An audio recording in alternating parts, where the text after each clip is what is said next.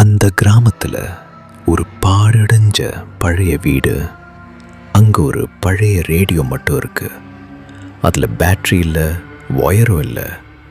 ஆனால் ராத்திரி 2 மணிக்கு மட்டும் அது தானாக ஓடும்.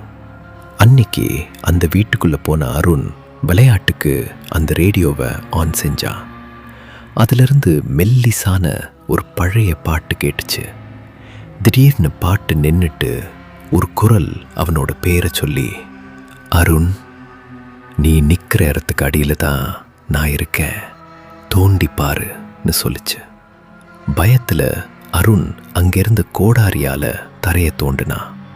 ஆனால் அடியில் எலும்பு கூடு எதுவும் இல்லை. வெறும் ஒரு ஆடியோ கேசட் மட்டும் இருந்துச்சு. அதை எடுத்து பார்த்தப்போ அதில் அருண் இன்னைக்கு அங்கே வரப்போ பேசின அதே வார்த்தைகள் பதிவாகி இருந்தது. அதாவது அவன் வர்றதுக்கு முன்னாடியே அது அங்கே பதிவாகி இருந்தது.